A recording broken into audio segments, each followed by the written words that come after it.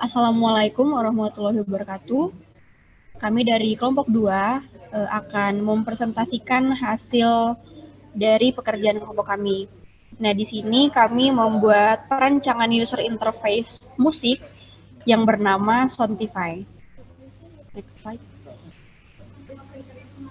Adapun nama anggota dari kelompok kami itu, yang pertama ada Abigail Kotandianan, ada Ariantika Putri, ada Utari Widya Ardana, ada Josia Giribosar Pardosi, ada saya sendiri Vita Marinka Putri, ada Mbak Noni Margawari, dan Romi Hakim Wardana. Untuk slide selanjutnya akan dijelaskan oleh rekan saya. Kepada Utari, saya persilakan. Baik, terima kasih moderator. Di sini adalah alasan memilih nama Soundtify. Jadi kenapa kami memilih nama Soundtify? Karena Soundtify ini terdengar seperti simpel atau sangat mudah untuk diingat, karena juga terinspirasi dari salah satu account share, dan menurut kami sangat unik. Soundtify juga merupakan aplikasi layanan untuk mendengarkan musik digital dan podcast dari tahun ke tahun dengan jutaan penyanyi dan band, serta koleksi lagu atau album.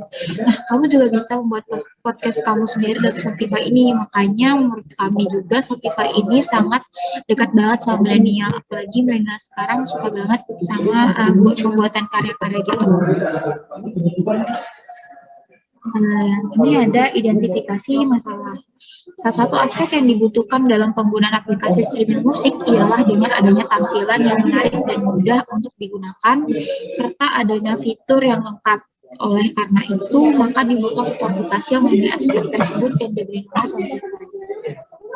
Selanjutnya saya akan menjelaskan aplikasi yang digunakan Soundtify.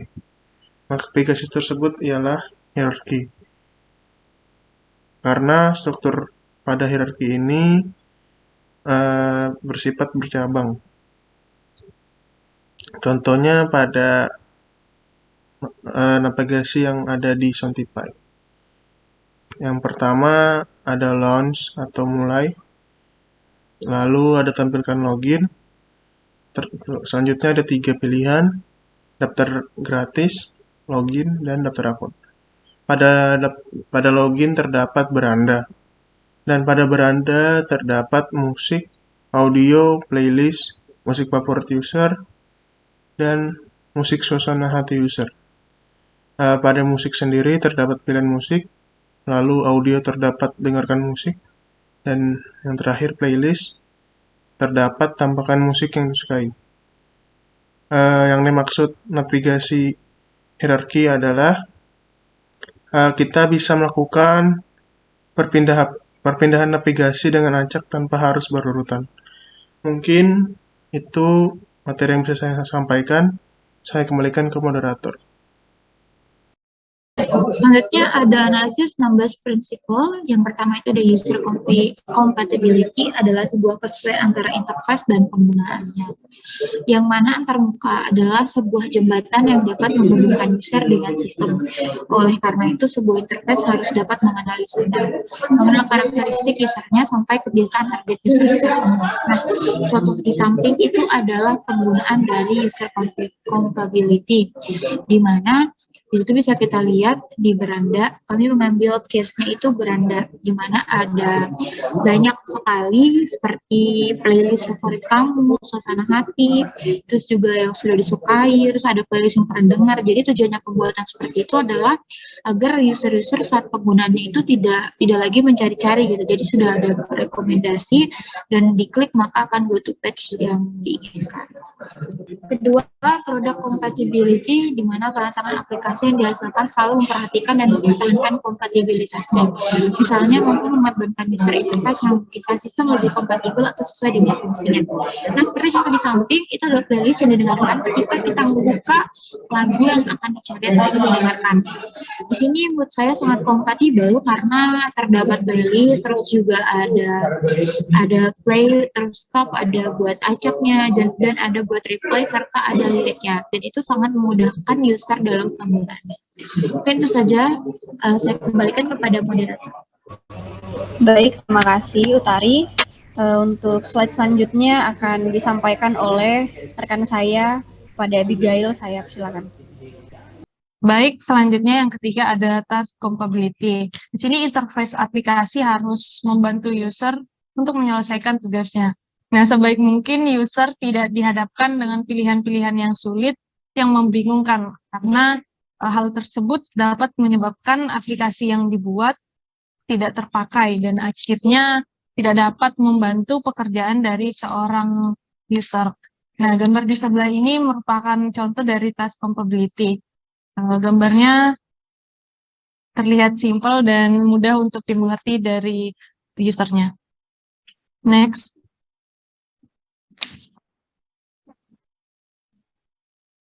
Yang keempat ada workflow compatibility. Nah, sebuah aplikasi sistem sudah pasti mengadopsi sistem manualnya. Dan di dalamnya tentu terdapat urutan kerja dalam menyelesaikan pekerjaan tugas. Gambar di sebelah ini juga merupakan contoh dari workflow compatibility yang dibuat. Sekian dari saya kembalikan ke moderator. Baik, terima kasih Abigail. Untuk slide selanjutnya akan disampaikan oleh rekan saya kepada Ariantika. Saya persilahkan. Baik, terima kasih kepada Itamar. Selanjutnya ada konsistensi. Nah, konsistensi perlu diperhatikan dalam mendesain suatu aplikasi karena jika tidak konsisten, maka akan membuat user kesulitan dalam menggunakan aplikasi. Nah, untuk contohnya ada di samping. Jadi ini ada di menu lagu yang disukai. Jadi urutan lagunya ini berurutan sehingga dapat dikatakan konsisten. Next. Selanjutnya ada familiarity. Nah, familiarity adalah kemampuan sebuah aplikasi untuk menerapkan sebuah sistem yang telah akrab digunakan dan dipahami oleh user secara umum, memberikan tampilan yang familiar terhadap user. Untuk contohnya di samping yaitu di menu pencarian dan saat mendengarkan musik. Next. Selanjutnya ada simplicity. Simplicity ini dapat dikatakan untuk aplikasi yang sederhana atau tidak terlalu rumit sehingga membuat user mudah untuk mengingat atau menggunakan aplikasi. Dan tidak selamanya interface yang memiliki menu banyak adalah interface yang baik. Jadi untuk contohnya ada di samping yaitu di login. Nah, ini loginnya dibuat sesimpel mungkin agar user atau pengguna yang menggunakan tidak bingung saat melakukan login atau masuk ke aplikasinya. Mungkin sekian penjelasan dari saya kembalikan ke moderator. Baik, yang ke-8 ada direct manipulation, di mana direct manipulation ini memberi beberapa tampilan untuk user agar pelanggan tidak merasa cepat bosan saat menggunakan aplikasi Soundtify ini. Contoh pada gambar di samping itu terdapat pada menu pencarian. Selanjutnya yang ke-9 ada what you see is what you get. Atau apa yang kamu lihat itu yang kamu dapat. Nah, maksudnya di sini adalah hal ini tuh sangat perlu diperhatikan saat merancang sebuah aplikasi. Kenapa? Karena informasi yang dicari atau diinginkan itu harus sesuai dengan usaha dari user pada saat mencari data dan juga harus sesuai dengan data yang ada pada aplikasi. Nah, seperti pada contoh gambar di samping, itu terdapat pada menu pencarian juga. Baik, materi berikutnya adalah flexibility. Flexibility merupakan bentuk dari solusi pada saat menyelesaikan masalah. Contohnya pada gambar di samping ini, pada menu pengaturan terdapat mode hemat daya. Pada mode hemat daya, pengguna diberikan pilihan untuk mengurangi tingkat penggunaan data dengan bayaran, hasil kualitas audio yang dihasilkan menjadi menurun. Berikutnya ada mode video podcast. Pada mode ini terdapat download hanya audio.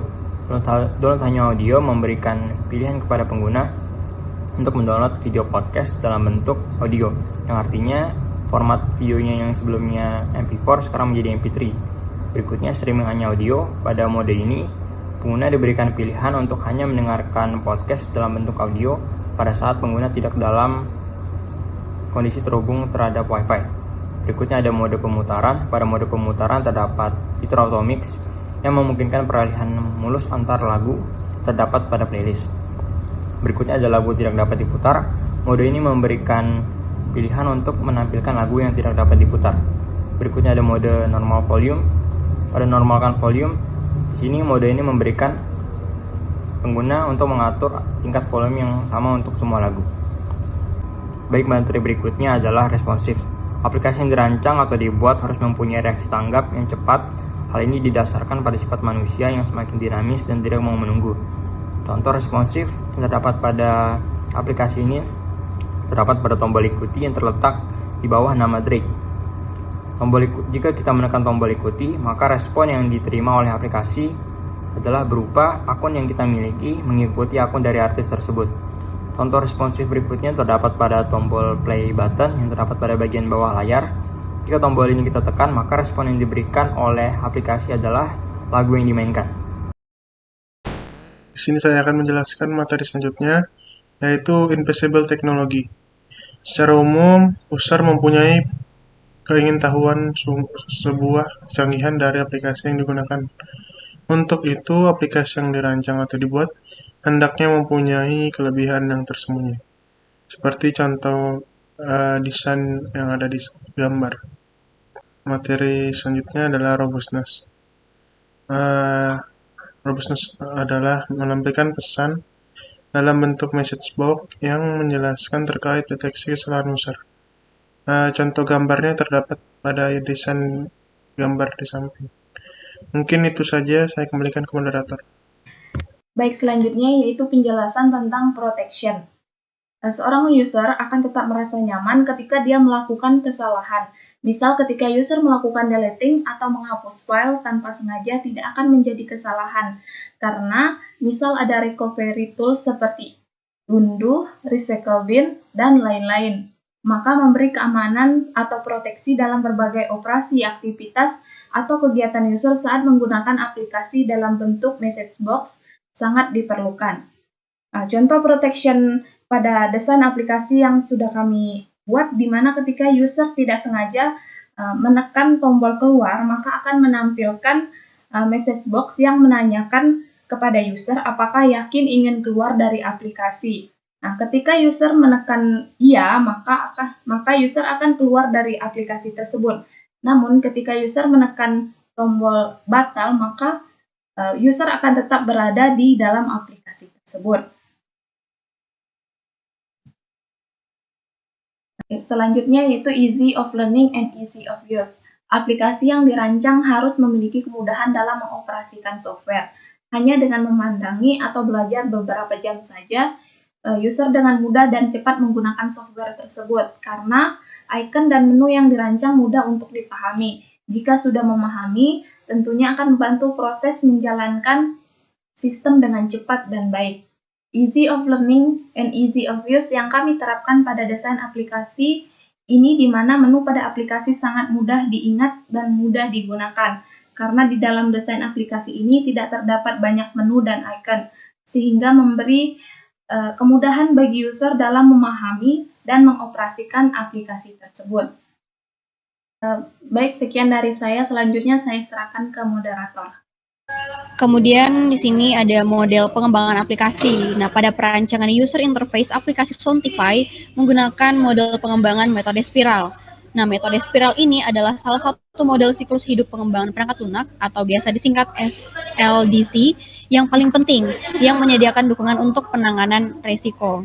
Nah, pada perancangan user interface aplikasi musik Sontify menggunakan model spiral itu karena model spiral ini merupakan model proses software yang evolusioner yang merangkai sifat iteratif dari prototipe dengan cara kontrol dan aspek sistematis dari model sekuensial linear. Nah, model ini berpotensi untuk pengembangan versi pertambahan pada aplikasi Sontify secara tepat. Di dalam model spiral, Sontify dapat dikembangkan di dalam suatu deretan pertambahan. Nah, mungkin sekian dari kelompok kami. Itulah presentasi dari kelompok 2. Kami mengakhiri presentasi kami. Kami mengucapkan banyak terima kasih dan mohon maaf jika ada salah kata. Kami akhiri dengan ucapan wassalamualaikum warahmatullahi wabarakatuh.